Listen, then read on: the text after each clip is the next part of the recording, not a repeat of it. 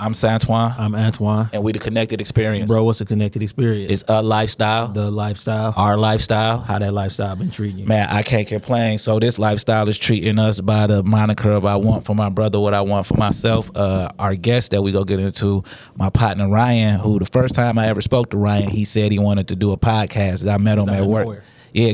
We were just talking, and I was like, I podcast, and then like I put him up on Jay Prince. He wasn't even hip to who Jay Prince was or none of that. Like, right. So me and Ryan grew a great friendship over our time of working at the plant or whatever. Then we was talking on Saturday because I usually do my phone calls on Saturday with niggas because it'd be free time, you know what I'm saying? And he was like, man, I got a guy y'all need to talk to, bro. He was like, he was naming a bunch of people and I don't know him, but I know that if y'all talk. So then I said, well, you know, dog, put me in contact with him, and he put us in contact with him. But before we get to the guest, bro, what's in your title? Man, what's in my title? I've been going off that new McNichols and old boy, loyalty over royalty. Yeah, they said that. Come on. Oh, okay, cool. Yeah. I just love that shit talking money. Yeah. And old boy from Extra. Yeah. You know what I'm saying? It's a small world. We definitely gonna go there. Yeah, but I've been listening to that. And then you know what else I was listening to? What? I was listening to this on another platform though, because it ain't on none of the streaming. I was listening to Dice, man, neighborhood shit talk. I was been trying to find that. Send that to me. However you was listening to it. So I've been trying to find that. Yeah, he talking that shit. Okay, crazy, so dog. what's in my title is Hit Boy and Blue Bloods, biggest out the West. You Okay, know what I'm saying? I'll check that out. Yeah, so this is how I look at this project. When they dropped their last project, I said to my wife, like, this is a dope project, but the Blue Bloods be hitting better than that. You know what I'm saying? Yeah. And then they went and they got with Hit Boy. You know, Hit Boy is slowly but surely becoming my favorite producer because I'm listening to a lot of Big Hit. Yeah. You know what I'm saying? Because they got a song all that him Big Hit do. But anyway, Blue Bloods Clan, Hit Boy, biggest out the West, man. They got the whole joint banger. Wiz Khalifa on there. I like the project. 2 Chainz on there. Only thing is I gotta listen. I was listening to it with earphones on. I gotta listen to it in a ride. And let it bang. And just let it bang, man. You know, still witty wordplay. Next time I smoke later on the night in the whip, I'm gonna just play that. I think Cash Kid might be on there again too. They make great music with together, Cash, bro. Yeah. You damn near want a project with them. Yeah, that's what I'm about to say. Like, I wouldn't be mad at a Hit Boy, Cash Kid, Blue Bloods album. I wouldn't be mad. Yeah, but biggest out the West. Now you gotta kind of, it's like gambling. Like, who Hit Boy gonna do a full project with next? It's just like who you want to hear him with next. Because he's staying in that.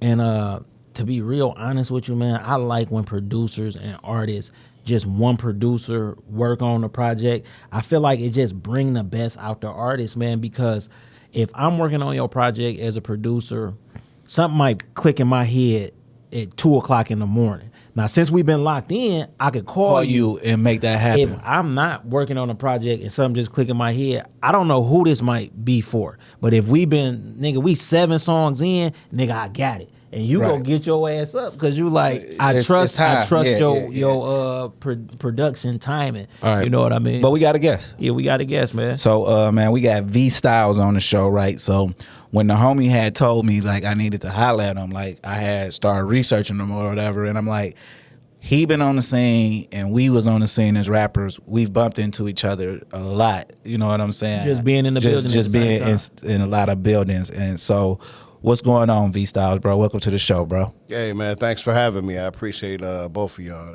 It's real shit. Thanks. We appreciate you coming, man. Yeah. So introduce yourself, man. Kind of tell us where you from. This is a worldwide show, so when you say streets or something like that, you know, say East Side, West Side, Mile, East Side, you know. All right. I grew up in Detroit, West Side, Finkel, Puritan, Main Street, Myers. Yeah.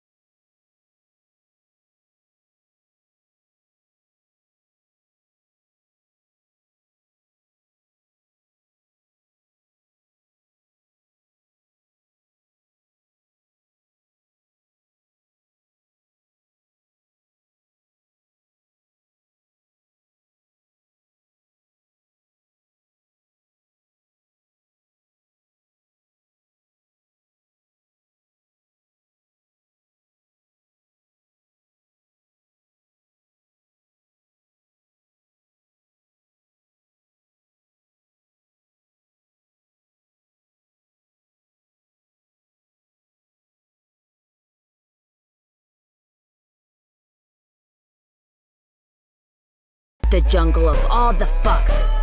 Leaving them alive will be a mistake.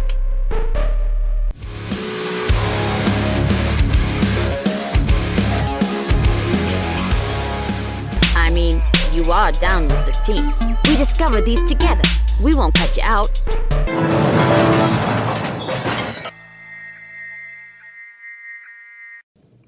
All around, man. My entire family's from Inkster.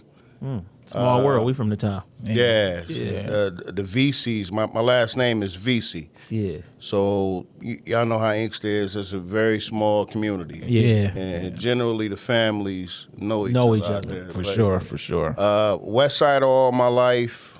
Lived on the East Side a good portion of my life. You know, all around.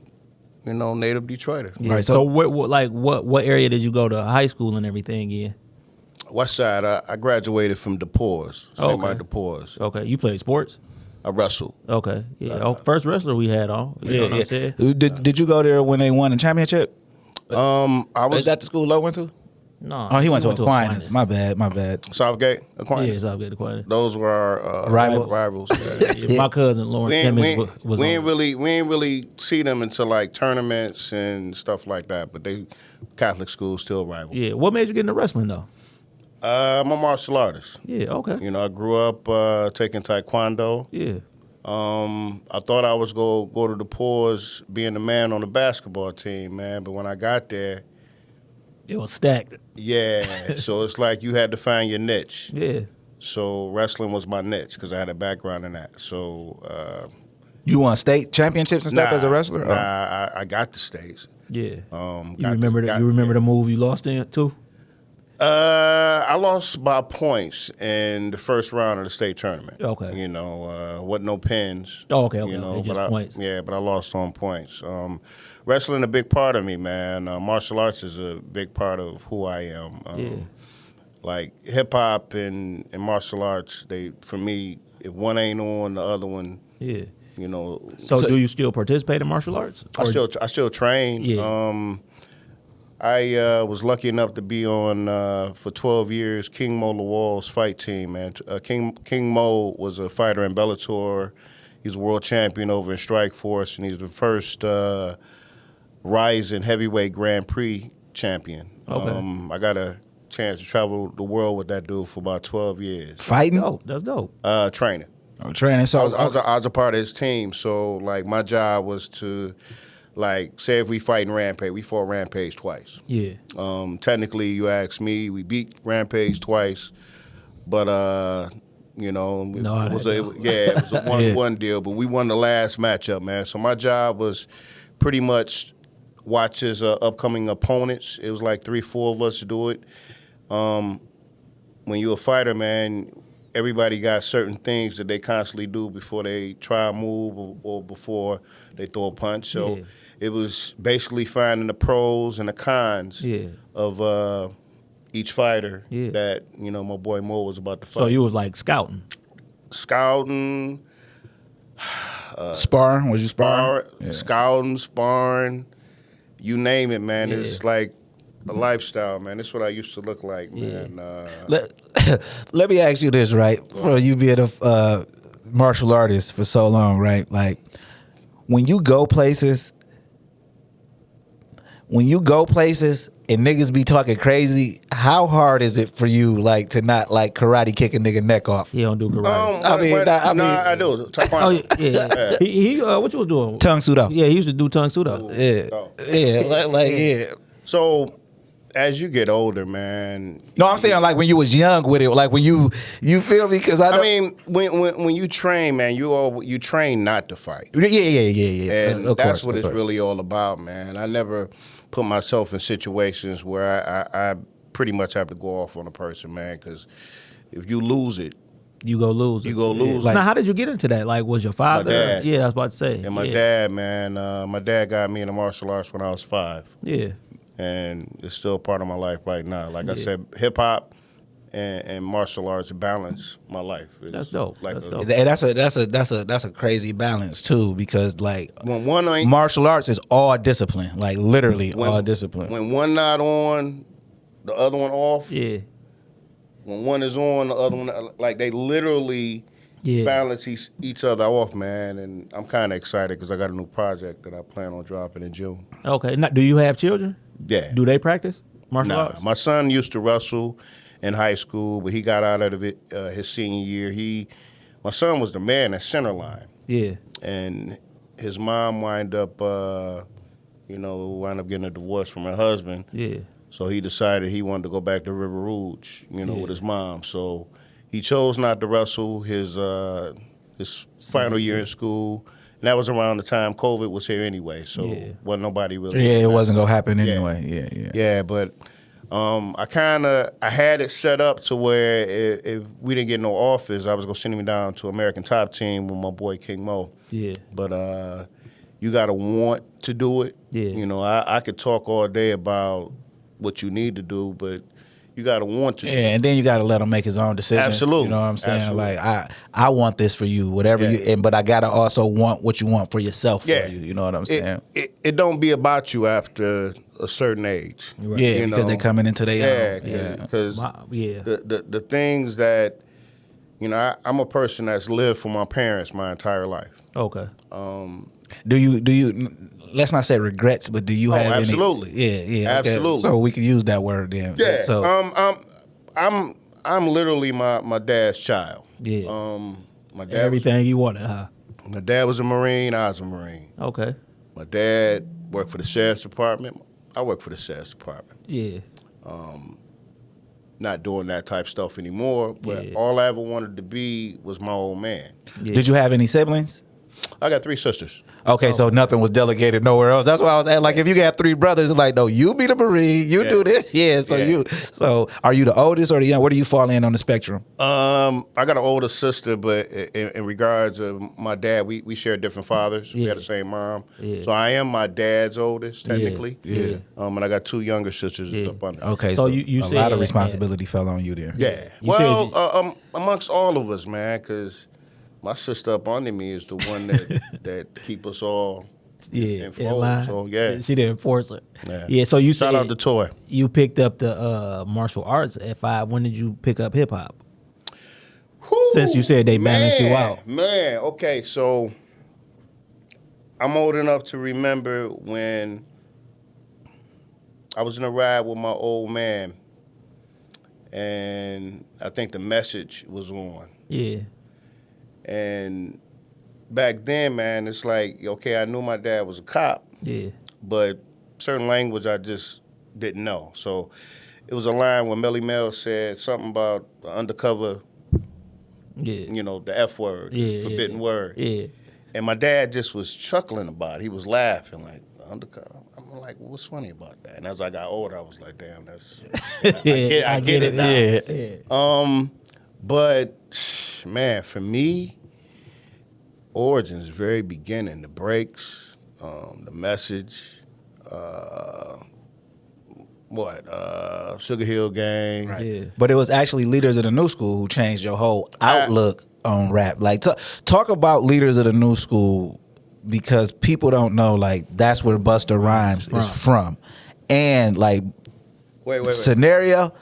How'd you know about that? I read the bio, my dog. Like, quit playing with me, man. I was on your head about the bio. Like, what you mean? Like, I read it. Like, you know what I'm saying? So here's the thing. Okay, so I'm a huge Leaders of the New School fan. Yeah. Like, huge. I'm talking about I was listening to Leaders before people even knew what who it was. Leaders were. I'm talking about I was a Charlie Brown fan before I was a Busta fan. Yeah.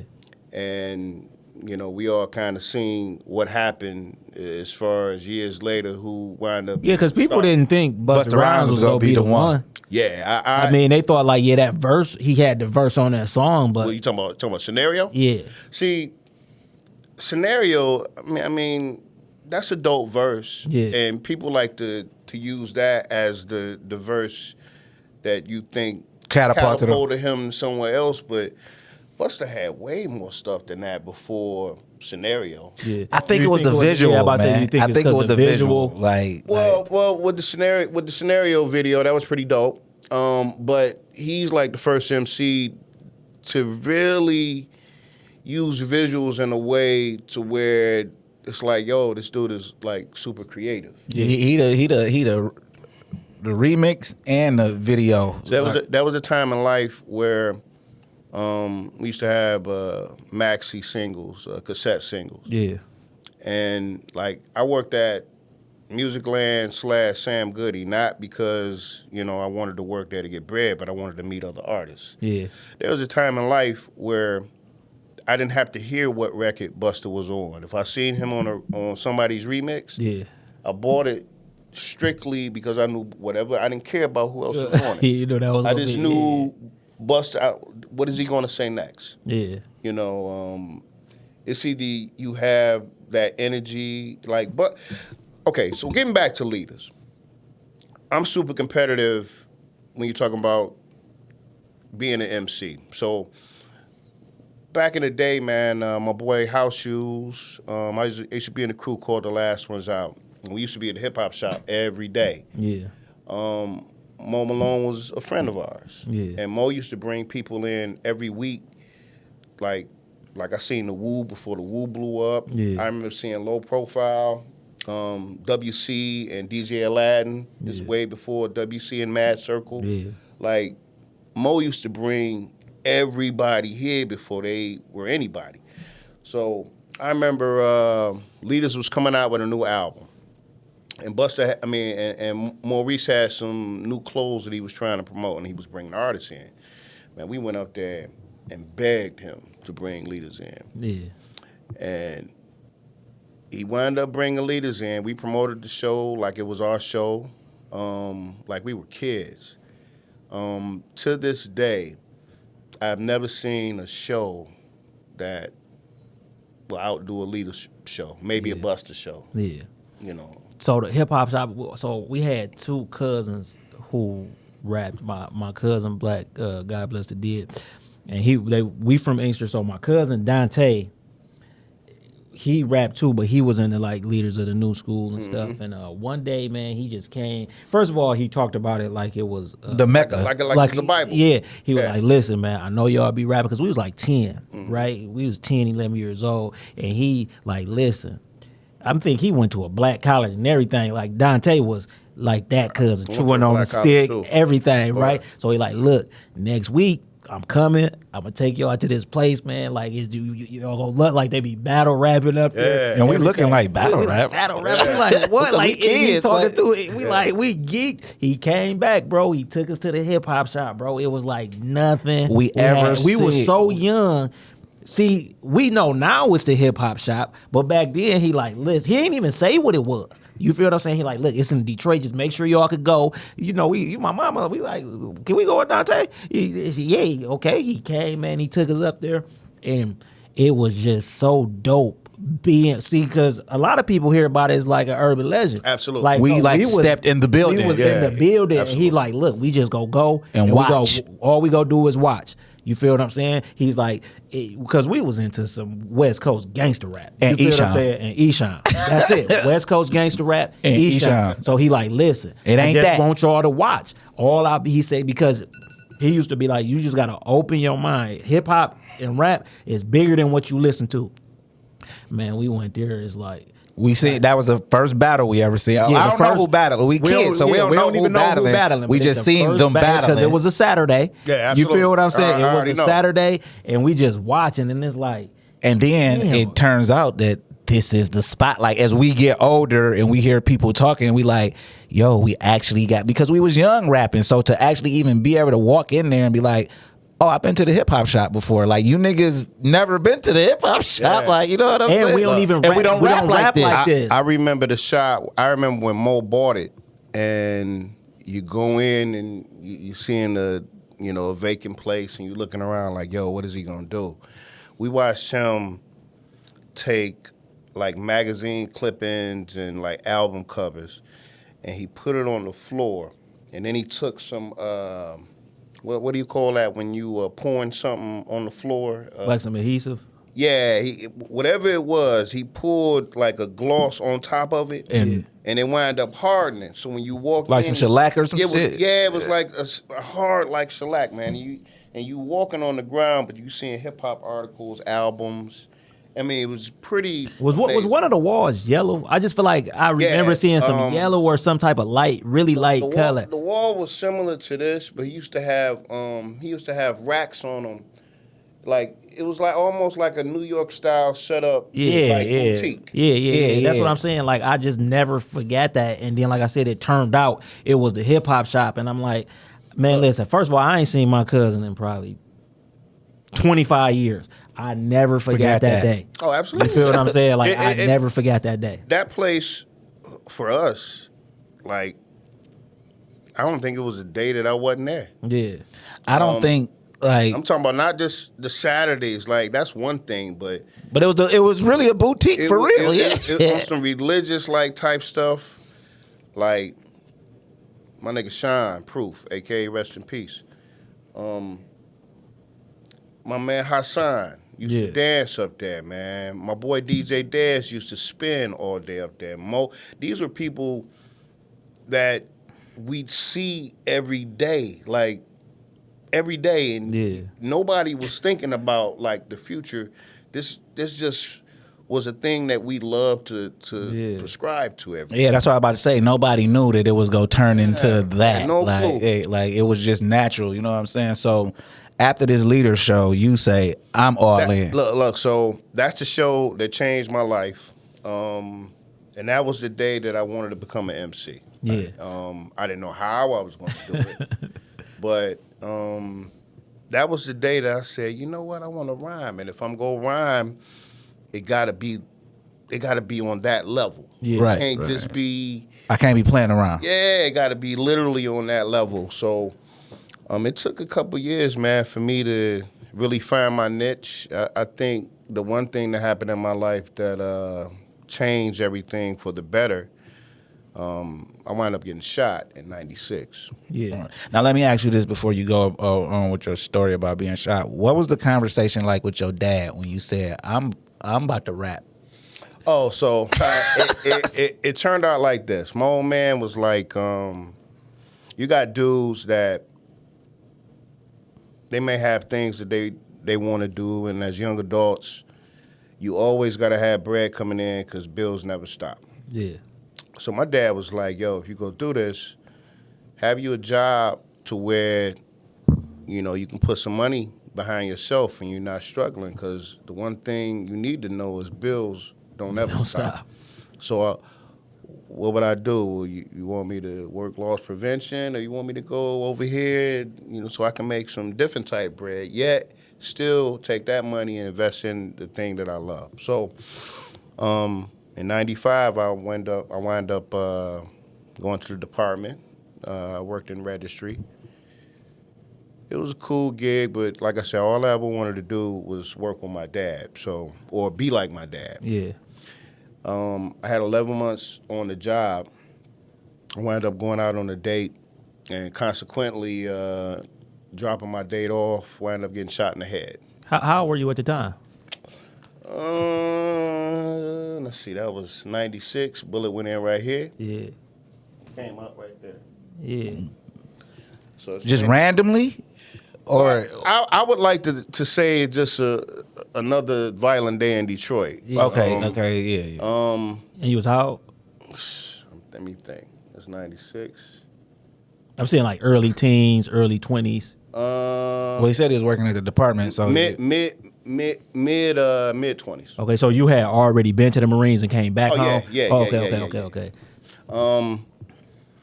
That day changed my life. But as far as what it was about, I don't know. I would like to say it's a random act of violence, because that's just Detroit. They never caught the individuals. Yeah. My friend got pistol whipped. I got shot in the head. The person you was dropping off got pistol whipped? Yeah. Don't know if it was any shady business there, but my department said that it wasn't. But it seemed like it just was like it. Random act of violence. Right, and this Which we 96. know. Well, I mean, here's the thing. I got shot in the head, man, and like when you get shot, you don't necessarily know you shot. Yeah. Well, you know. Well, I'll take that back. You don't know. Well, at least my headshot is a little different. I knew something was wrong. Yeah. Because I kept falling on the ground. I kept getting up, and every time I would get up, face first, right back on the ground. So I fell on my face at least 6-7 times, man. Trying to get up.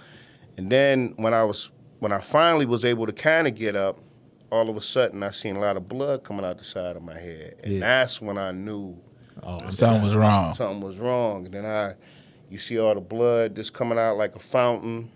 I almost went to a state of shock. Yeah. I wound up getting to somebody's door, identified myself, and that person was kind enough to take me in and drag me to his backyard out of harm's way. And I had a 7-8 car escort from Detroit, Harper Woods, and Grosse Pointe. They took me to St. John's. Yeah. And I can remember being like in the little MRI tube with my old man and my brother-in-law. And I can remember seeing my story on the news because it was a breaking story because of where I work for. Yeah. Or who I work for. And like that day, like if that day didn't happen, who's to say that there would be a V Stylez kind of like as we know it. Yeah. Right. So now, did you have children or anything at this time? Okay. Nah, I was a young person, thought I had the career that I wanted. Yeah. You know, at least at the time, I think I did that more so to please my parents than to please myself. Because I listened to what my old man said, like, yo, have a good job so you can do what you want to do. Use that money for that. Use that money, you know, but you always got to have this to fall back on. So I listened to my old man on that. And ain't no shame in working. No, definitely not. Definitely not. But my experiences there, it just changed me. It changed me a lot. But what would be the number one thing that it changed? Did you get more angry? Because I mean, especially if you think it's a random act of, and when I say you think it's a random act of violence, because this just happened. I don't have beef with nobody. Well, and that's you know the what thing. I'm saying? That's the thing. You know, I don't do that beef and stuff. Like that's for corny shit, man. Cause if we gotta go, then we might as well get it out the way. Yeah. I'm a taekwondo you down, bro. Right, like you can't or wrestle, or that's what I'm saying. Like or jujitsu. Yeah, that's what I'm saying. I'm about to spin kick and that's this shit what I'm out saying. of you. That's why I asked. Like, did that make you angry? No, what it did was, okay, so my first day there. Now, first 24 hours after this shit happened, I looked like the fucking Elephant Man. Yeah. Two-Face, like Batman. Yeah. Like this side is cool and this side is Swole up crazy. on some other shit. I remember whole ass Robert Ficano, who used to be the sheriff back then. But I remember being doped up on morphine. I'm trying to get the, swelling down and stuff. That's my nigga Mark the Spark. I remember them giving me morphine. Hey, yo, Spark, give me a couple minutes. I'll call you right back. Remember them giving me morphine. I'm doped up, but I was coherent. Yeah. And I remember Ficano coming in with the press, holding my hand, talking about how much of a good officer that I was. Motherfucker ain't know me from Adam. That was I seen that. I remember that. Yeah, I mean, like I didn't know it was you, but I remember this was like a huge story. Yeah, it was. Yeah, it was on the news. Yeah, because they said like now that you saying this, like let me make sure I got the right thing, right? Because they reported it like you just was on a date trying to get your date home or something, and this happened. I remember this, bro, because I remember that. Like they plastered him in your room holding your hand everywhere. I remember that, bro. And like when the cameras left, it's like he left. It's like it was almost like I was just collateral damage that he wanted to get a photo out for him. I thought that was the most corniest shit ever. That was the day, like, yo, motherfuckers don't even really care. So from there, I seen my old man. Like my old man is like James Evans, right? A mean nigga. Nah, he no. Okay, my dad is a super nice guy. What I mean by that is certain things you never seen in James Evans. You never seen no emotion. Never seen no emotion. Never seen him cry. My own man like you know when your parents love you. Yeah. My dad isn't the type of, well, now he is, but It wasn't no telling you. Back then, it wasn't like hugs and kisses and nothing like that. You just knew by his actions that he loved his kids. Yeah. So it was the first time I woke up at night, like the second day there, and I seen my old man with his head down. When he lifted his head up, a whole bunch of tears. And that was the first time in my life that, like, I knew my dad loved me. But you felt it? Oh my God, man! To this day, I still think about that shit, man. That's dope. That's dope. And that probably hurt me more so than the actual bullet. Yeah. You know, seeing my hero fucked up because he thought he was gonna lose his son. Yeah. Right. Now, how long did it take you to recover? Yeah, that's what I was about to say. Okay, so I'm gonna get to that. So, it was just different for me, man, because I went into the woe is me, feeling sorry about myself or feeling sorry for myself.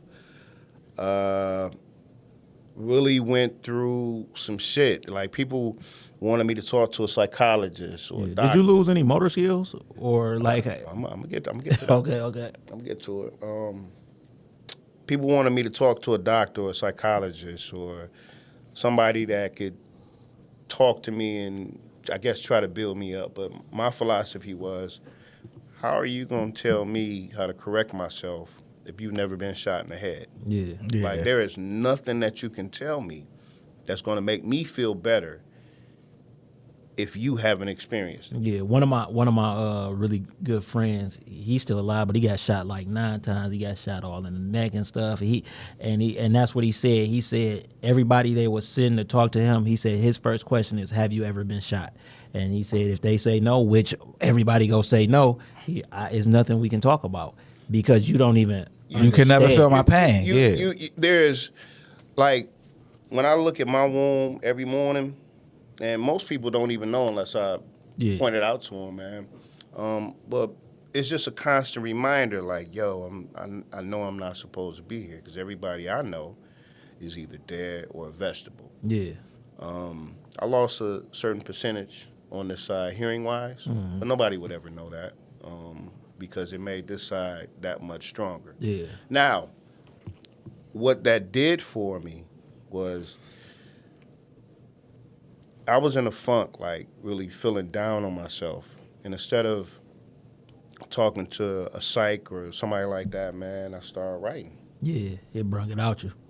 I started writing, bar here, bar there.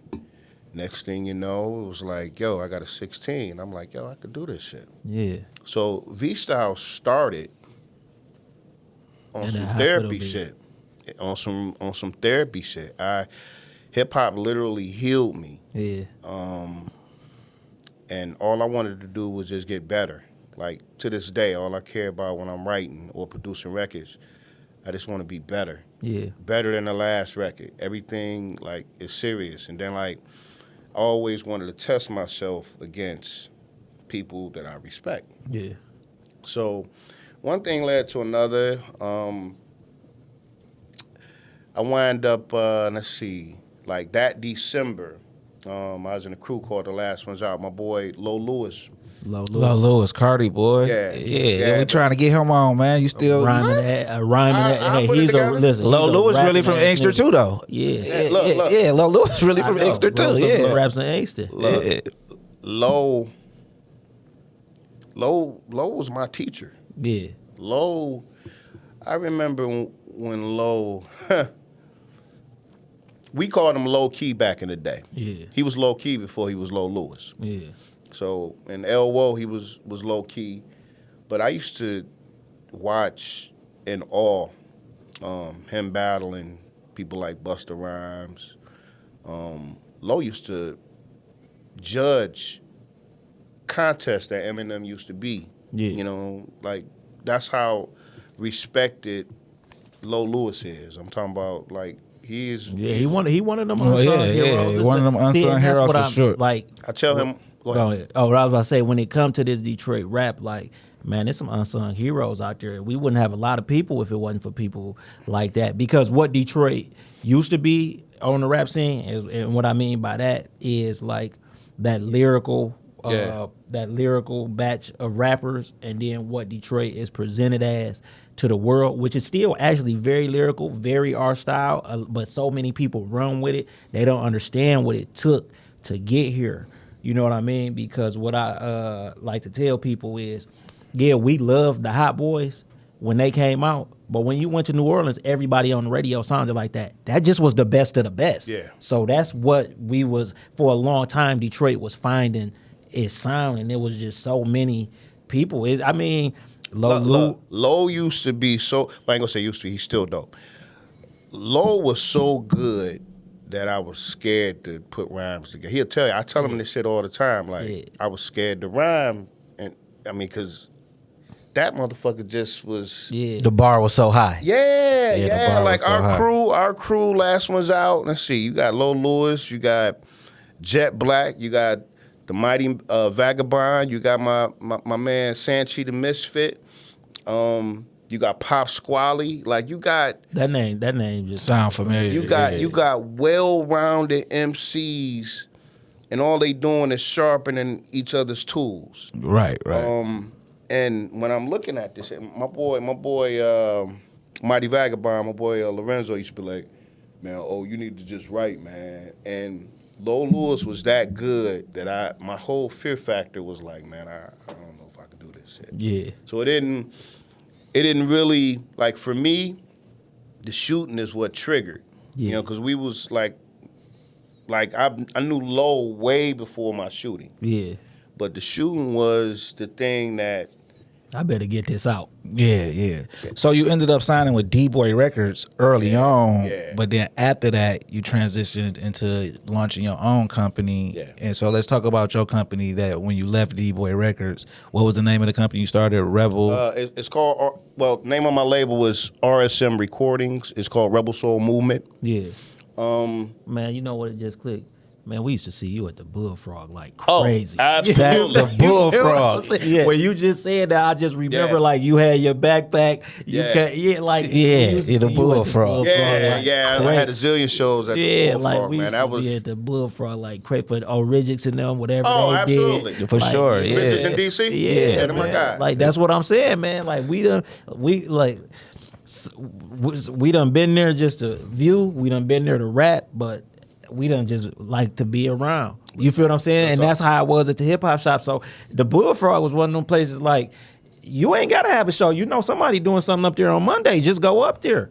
And it's to see who coming with it, who up next, who got a bag of CDs. Bro, we buying everything. That's you see real. What I'm saying? Like we trying to just see, because we just love this shit. We love it. You feel what I'm saying? And it's either you love it or you don't love it. And it's a false pretense too. Some people think they love it, but you really you love what you think you could get from it. Absolutely. You don't love. So, and I say that to say, because anybody working, putting their own money up, they love this shit. Yep. You have to, you know what I'm saying? But anybody looking for somebody else to put their money up, they love what they can get from this shit. You know what I'm saying? And it's a big difference. Yeah, and that's why I said the Bullfrog, because like I said, hey, what you got something up? No, I know it's a show at the Bullfrog. Let's just and go then up there. Even if it's somebody we know, we paying to get in, man, because we understand being at that door when it's our show. So we go, hey, you got love for me, then let me pay you to get in, My man bro. Uncle P used to. Uncle P, he Uncle been P on. Listen, man, Uncle P, the first person who played one of our songs on the radio when he was doing the radio show. I was basically out the crib. I don't know where it was at. You feel what I'm saying? And we from Inkster, bro. We ain't know him. That mean he heard it and liked thought it. the audience might like it. And needed to hear it. Yeah, I love so Uncle P, anything man. he was doing, we up there. That's still, you feel what I'm saying? Uncle P is like a huge ally, man. He's never not supported anything that I've done, and I'm thankful that See, because that community, that it just was it was getting so strong. The Bullfrog closing really hurt it. We had our last album release party because our last full-length project we dropped was called Made in the 80s, and we had it at the Bullfrog, and it was like, one of the best times of our lives. You know what I'm me saying? and Govern had some great shows at the Bullfrog. Yeah, man, that was it right there. It was sad I was sad to see it go. Yeah. That's just the long. Yeah, the long and the short is, it's just just was sad to see it go. You know what I'm saying? It ain't nothing like looking for a parking spot on that tight ass street, hoping you ain't got to park around that corner, right? Yeah, because around that corner can get, you know what I'm saying? You don't know what's gonna happen. Right. So in 2015, you dropped At Odds Till I'm Even, which is a dope ass title. You know what I'm saying? Oh, yeah, I was like, yo, that's like that. that. Yeah, that's a rapping hard. ass nigga playing for color with that. Yeah, you know what I'm saying? So talk about the process of that. So that was your was that technically that was my first solo project, man. But like I used to be in a group called Anomaly, and we were signed to Koch Sony. Our DJ was DJ TJ. Yeah. DJ TJ currently is the DJ for J Electronica. I think he spins for Royce. Yeah. But I had a deal. Album never came out. I was on paperwork for maybe 3.5 years. So let's talk about that briefly. So everybody rapping at one point wanted the deal. Mm-hmm. Y'all got to the deal. Mm-hmm. To most people, they think this is the promised land. Mm-hmm. Talk about the real experience. Creative freedom. Like when you got somebody spending their money on you, it's pretty much they calling the shots. Yeah, make this kind of stuff. My feelings was, well, the reason you signed us, because we thought you liked us. Well, I mean, the music that I made, you know, was the reason you signed me. Yeah. All of a sudden, you want me making joints like what's the dude's name? Right there. Nelly? No, Chingy. Chingy. She was like, Chingy gets 1,500 spins a week. Y'all should make I had a female manager, and we were on her label, which is already a conflict of interest, yeah. But back then, you ain't really thinking about that because you're just trying to get your shit out. But I'm like, yo, we ain't gave you no Chiggy type records. Ever. Like, so why would you want, I mean, I get what she was thinking, but as an artist, I know that's not. You selling out when you do stuff like that. Well, it's not selling out. I don't think it's a sellout, but I do think when you intentionally try to make a radio song for the radio, it never works out. Yeah. Radio songs happen organically, in my opinion. Yeah. If you intentionally, like, listen to Detroit radio today, every song sounds the same, and that's because they think that artist that it worked for, it's gonna work for them. So that ain't, at least for me, that's not what music is. Music is a feeling. And like, I like beats that the typical person may not like. Like, I'm completely different on how I think. Because it's art. Because it's art to me. Yeah, period. It's art. If I see this dude doing this over here, then I'm not doing that over there. I'm gonna do me 24/7. So we wind up having a lot of back and forth, and my manager wound up throwing me out the group. Thought she could replace me and replace my verses, and it didn't work out for Anomaly. Yeah. I knew it. I mean, you don't wish ill on anybody, but I knew it would fail because it wasn't their brainchild. It was literally my brainchild. So I was trying to figure out what I was gonna do. I'm like, yo, you know, I ain't never thought about putting a solo record out because I met a lot of people in the industry just through working at Music Land, Sam Goody, constantly politicking where everybody's at, especially if it's hip hop. Y'all know who Big Gov is? Yeah, for sure. Yeah, for sure. I've known Gov since. That's who took me to D-Boy Records. Okay. Me and Gov, we met, you know. Because Miles Dixon used to bet the house on Gov. For sure. Miles. What's Miles' name? Doc Chill. Doc Chill. Yeah. Doc's my man. Yeah. He used to bet the house on Gov. He thought Gov was the best thing smoking. Well, I'm going to tell you something. And I tell everybody this. I have never met a person as talented as Gov. Yeah. Production-wise, I'll pick him over a lot of people. Yeah. And I've worked with a lot of people. But I'll take Gov because Gov knows me. He knows. Like, see, that's what I was saying about working with producers on a record. Like, no, I don't care who just heard this. Just going to V Stylez because we working on something. This fit that stuff like that. So, I was using a lot of my plugs to try to get Gov in a situation or get us in a situation. Yeah. Sometimes, man, things don't pan out, so you got to take the same energy and maybe use it for yourself. Yeah, well, that's the whole thing. Like when we discuss like what going forward with for the next few years, I said, bro, we got to put everything into us. Everything we got in the clip, let it go, put it out there, let the people decide. Anything we got is for us because we've tried to do for other people, and sometimes people just don't respect that you putting your word on the line or you putting your name on the line. I know my brother gonna respect that. He know I'm respect that. So that's what so I understand you 1,000%, and that's no shade to nobody else who you tried to help. Absolutely. It's just that I gotta handle my situation with care now, bro. So me and Gov, we stayed the course, and he's still doing his thing. I was doing my thing, and I wound up meeting Mr. Cheeks through Gov because they did some work together, and we did some tours with Mr. Cheeks. But before At Salam Even, the very first vinyl that I ever pressed up was a song that me and Mr. Cheeks have called Clap Your Hands. Yeah. Pressed up some clear vinyl. With that, if you know about these radio stations, a lot of these radio stations don't accept unsolicited music. Right. You got to have a lawyer.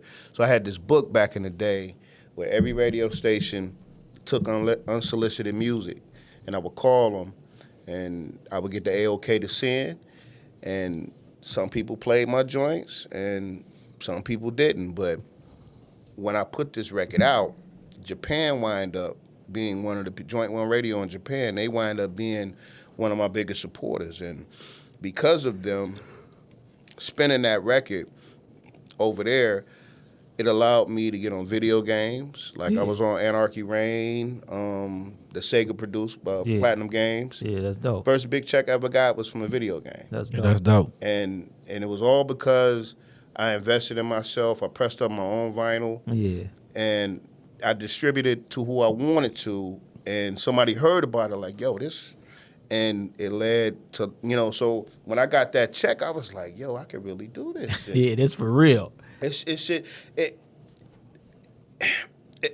a lot of unhappiness being a musician. It's some, but because it be so many glimmers of hope. If you feel what I'm saying? If you expecting overnight to just be this, then good for you. It happens for some people, but it's very small percentage that happened to. But that Cheeks record really helped me. So, as I'm spinning my wheels in 2008, 2009, I had this song that I did called Clash of the Titans.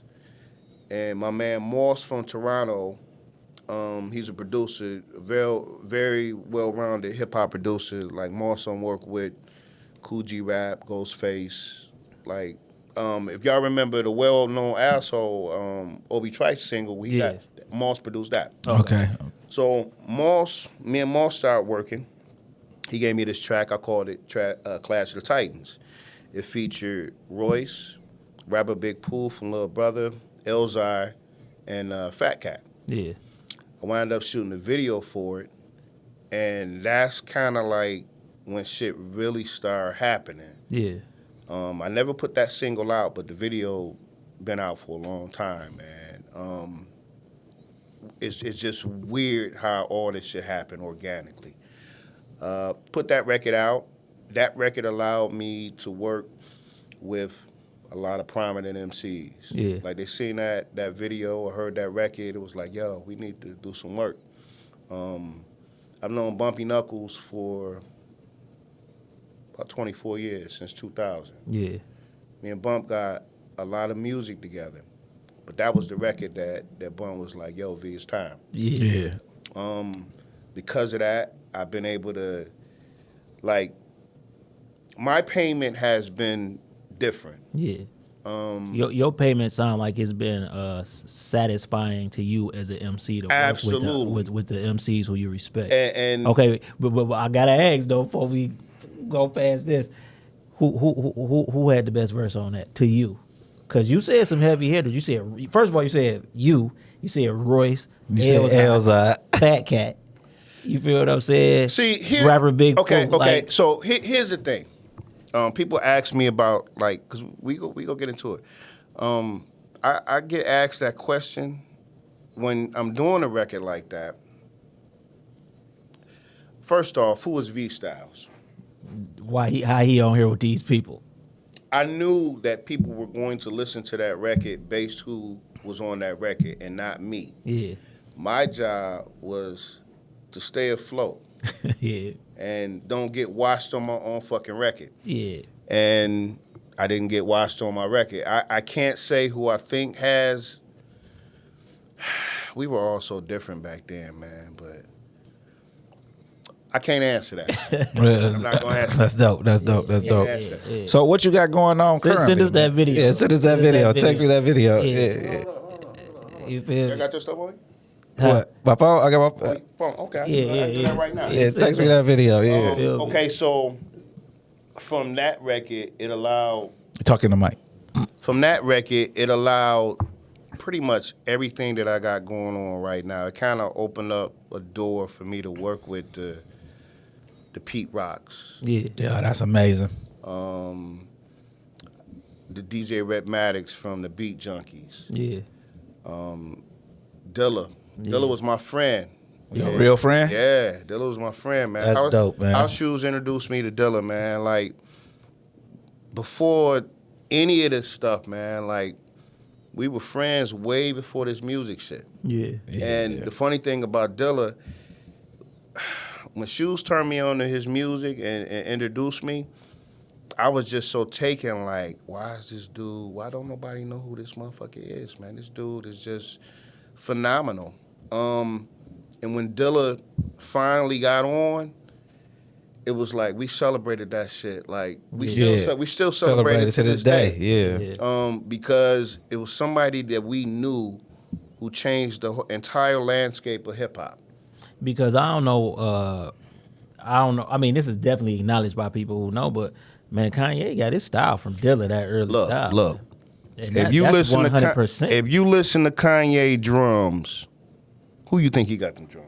I just said it, Dilla. And that ain't. That's Everybody, yeah, if you know that. Like, if you can listen to it, like, but. we know. Yeah. And he's, I don't want to be negative Nancy, you know. But I think a lot of producers full of themselves. Yeah, I'm not saying Kanye is not dope, but I don't think he's the dopest dude. He's dope in his own right, but he ain't touching Dilla. Oh, for sure. Motherfuckers still ain't touching Dilla to this day. Right. So it's only a few that I would even put in that. And you know what's wild though? Pete because Rock, that was back Knots. Pete Rock and Knots. then. Yeah. My man Bink. Yeah, Ben Cole. Of course the Dre's. I like Primo. Yeah.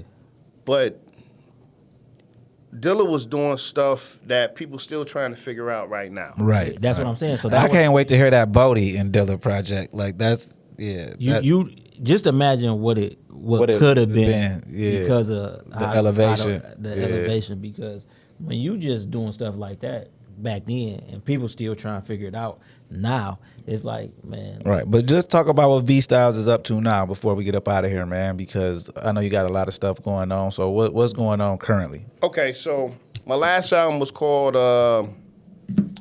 Thornton Melon. And the premise of that was, I don't know if y'all remember this movie called Back to School with Rodney Dangerfield. No. Okay. So it's like an 80s movie where the premise of it is this dude's a self-made millionaire. He wound up dropping out of high school, but he became a self-made millionaire. Now his kid is going to school, and he's struggling in school on the dive team and stuff like that.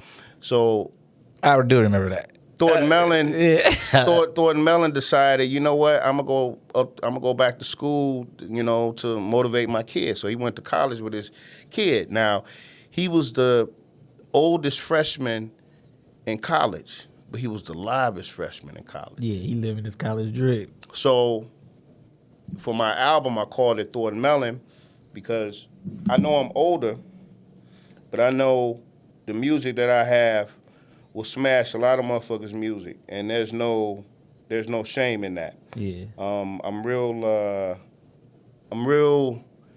When you talk about music, like I be serious about that. Like people could talk shit all day, but let's hit play.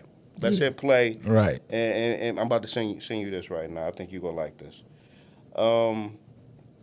As far as right now, okay. So the last album, Thornton Mellon, I had Pete Rock on there. I had Knots. I did a joint. My second installment of Clash of the Titans was done with Coogee Rap Master Ace, OC, and Crooked Eye. Was y'all was in the studio for that or?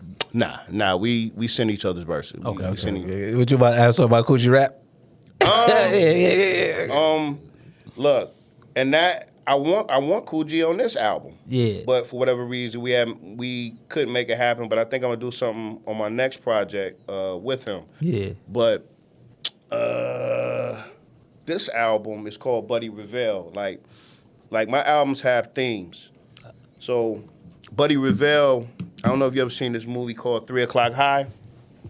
Okay, so it's about this dude named Buddy Revell who coming to a new high school, he's like an urban legend. Like, Buddy don't fuck with nobody, but he'll fuck you up. Yeah. It's this kid named Mitchell who had to welcome him to the high school. Yeah. So Mitchell, they made Mitchell, they said, hey, man, well, you go bring in the new guy in the school, and we want you to write a paper on him. So everybody knew Buddy's rep, so he was scared. So he ran into Buddy Revell in the bathroom. And he see Buddy Revell at the urinal, and he basically goes up to Buddy and pisses Buddy off. So Buddy told him that he was going to whoop his ass at 3 o'clock. The whole premise of the movie is Mitchell trying to get out of that ass whooping at 3 o'clock. Yeah. So the reason I call this Buddy Revell is because my music is just, it's hard as fuck, bro. Yeah. I got a Pete Rock remix on there I did an ode to my city called Detropolis on my last album. So I got a Detropolis redo on there with Boog Brown, Guilty Simpson, Ty Ferris, and my man Fat Cat. Ty Ferris cold. Yeah, Ty. All of them cold, but I think Ty Ferris cold. Yeah, Ty is super dope. Yeah. I got my last and my third installment of Clash called Wrath of the Titans on there, and it's with Sky Zoo, Shabam Sadiq, Guilty, and Lil Fame from MOP. Okay. When you releasing this? When is coming out? It's coming out in June. So that's what's coming out in June. What's the date? June what? I don't have a solid date in June, but it's coming. I'm telling you, it's coming in June because before I came here, I'm literally wrapping up my album right now. Right. I went to the studio to clean up a couple records. I might put another record on there next week, but I'm literally at the finish line. But it's coming out in June. But I got, bumpers on the album with production. Yeah. Knots gave me another record. I got a joint called Edgewater Park with Fat Father, Marv One, and Roast Spit. Yeah. It's crazy. Yeah. You be coming with them MCs on your shit. Iron sharpens iron, man. Hey, and then with Fat Father, I don't know him personally, but his journey from being Fat Father, that helped me. Just watching that helped me a lot, man. I used to be probably 240 pounds, and I just you know what, you attract what you're supposed to have, and I just started seeing him. Now he got off into the bodybuilding, right? But I just was seeing him, and I was like, yo, I'm gonna tell you I could do it, bro. I'm gonna tell you a story. So I'm one of them fit dudes. Yeah. So I wound up changing my entire lifestyle. And I got down to maybe 165, 170. Yeah. Then COVID came and fucked me up. Yeah. I wound up gaining some of that weight back. But Fat Father used to tell me all the time, Orlando, man, well, I take that back. V, man, you motivated me, man. And to see where he's at now, like, I don't know about you, but my day don't start until I'm doing some type of workout. I try to run at least 3 miles a day. Yeah. You know. Outside or in place on the treadmill? It ain't warm enough outside yet. So on the treadmill. I live off the water, man, so I like running off the water. Yeah. But definitely treadmill. Yeah. Treadmill, I do a lot of shoulder reps, and I do a lot of kettlebell exercises. Yeah, you use the kettlebell, don't you? Yeah, I got some kettlebells at the crib. Yeah, I've been going to the gym consistently for damn near a year. It'll actually be a year the second week of June. You know what I'm saying? And if I add up all the time that I missed in the last year, it's probably not even been 45 days. You know what I'm saying? I stay in there, and it really helped relax me, man, and it put me in a different mind state. And I normally try to go early as possible. Absolutely. I try to go early as possible. Where you go? LA Fitness or Planet Fitness? Planet? You know what I'm saying? Judgment Free Zone. No, I'm not. No, Judgment Free Zone. That's what they call it. Yeah, they the Judgment Free Zone, but they be judging you if you in that bitch. If you lift your weights for Yeah, I'm trying. But yeah, they for the most part they 24 hours. But you know what I'm saying. But like I go to the gym before it's time to do everything I got to do to get my daughter up in the morning, and then throughout the day. Like when I miss a day at the gym, I feel bad. I feel horrible. Yeah, like and that you're supposed to feel like that. Yeah, and then when I'm there, I'm like I gotta start tweaking and working on certain, like now that I'm in the constant go of it, now it's like, all right, now I can start working on this. Now I can start working on that. You know what I'm saying? So let me show you something. So all week, okay, so the green is when I'm closing my exercise bar. All week, I've closed my exercise out.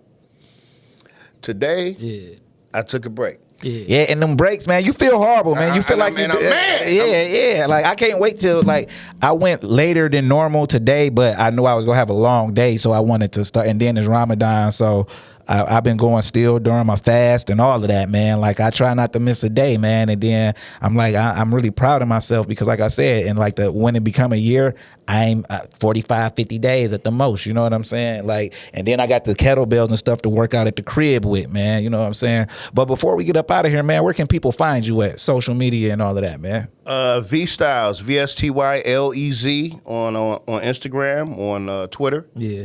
I still call it Twitter, but it's X. It's X, man. You got to respect the X, man. You got to respect. You know what I'm saying? I got a page on Facebook, a V Stylez page on Facebook, or you can hit me up. My real name, Orlando Vesey. Yeah. VESEY. Shout out to Denmark Vesey. Yeah. But yeah, man, I eat, breathe. Who is Denmark Vesey? Okay, so Give him a history lesson. oh, you know? I'm familiar. Okay. Yeah. So, Denmark Vesey was a slave. He was bought by this dude named John Vesey, Captain John Vesey. Denmark was taken to South Carolina. He was a carpenter. He was a minister. He could read. He could write. He was very powerful in that community back then. Well, I'm not going to say powerful, but he was a revered black man. He still was a slave. Notable, yeah. He still was a slave, but he was a revered black man. So Denmark wound up winning the lottery, and he bought his freedom along with other slaves' freedom in South Carolina. They spent a year's time trying to revolt against, or they were planning a slave revolt against all the slave masters. It went on for about a year. Somebody in Denmark's crew snitched him out, and he wound up getting hung. And because of that, the military academy known as the Citadel was created. Also, if you want to fast forward to like years later, you remember Dylan Roof? Yeah. The white kid that went and shot up the church? Yeah. That's the church that my grandfather founded. Denmark was my grandfather. He's my fifth grandfather. Yeah. That's dope. That's Yeah, so very notable. So when I was in school, every year every year the oldest VC would always tell about Denmark VC to the kids, to people that's within the family. So every February, when we all were tasked to do somebody on Black History. You doing your fifth. I did mine on Denmark VC. The weird shit is, back then there wasn't a lot of literature on Denmark VC. Like, we didn't have the internet back then. So you was lucky to find a book about him in the library. So I remember doing reports on him, and the teachers like basically lambasting me, saying, where you get this information from? Like I'm making up a fictional person because he has my last name. Yeah. So as years went on, it was like, damn, I was actually teaching the teachers because they ain't know. They ain't know. So fast forward all these years now, when I could see literature and shit about him. He got his own statue in South Carolina. Like, my family went down there and Crescent did it. It's real. Yeah, it's real. It's real shit, man. Yeah, that's dope. And Denmark is, what's my man name? 10 Years a Slave. Damn, I know you talk about, but you talk about 12 Years a Slave. Nate. You talk about 12 Years a Slave. What's the care? I mean, what's the? You talk about Nat Turner. Nat Turner. That Denmark, Nate did. Yeah. Denmark was 10 to 15 years before Nat Turner. He was actually his inspiration. Yeah. I have heard of him. I thought that he was his inspiration. Right. If they want to find you, where they can find you at? You can find me on Instagram and X at TCE Pod, and then or go to the YouTube, man. We building up the subscribership, man. The Connected Experience podcast visuals, man. Become so on Monday. That's the new episodes. On Wednesday, we release shit from the vault. The Esham episode is going crazy right now. You know what I'm saying? Because that's how you treat a legend. You know what I'm saying? That's how you treat a legend. You know what I'm saying? And then you can speak to that. Listen, man. Like I said, man, we've been seeing you around, and it's just like it's a pleasure to sit with you, man. Because to still see people going. Especially when we was on the grind, you was on the grind, absolutely, and you still going, man, and that's just beautiful, man, and then we appreciate it. And if you got somebody you want to bring through or you want us to talk to, you can hook that up. When I leave here, matter of fact, I'm gonna shoot y'all. Oh yeah, for sure, Lewis. Yeah, put that together. Yeah, we've been trying to get him. You know what I'm saying? But I just care about the culture. Yeah, the heritage. The heritage. It's bigger than the culture. This is the heritage. I don't ever. I hear a lot of young people say, like, the OGs, don't be giving it up. And it don't be that. Yeah. It don't be that. What I care about is quality. Yeah. I've turned down joints because I didn't feel like it was on my level. Ain't nothing wrong with that, though. And I'm not even an egomaniac, man. I just, I love putting words together. I just love telling stories in my own way. When we get off, man, I'm gonna show y'all this new video. Yeah, for sure. Yeah. So I'm Santoine. I'm Antoine. I want for my brother what I want for myself.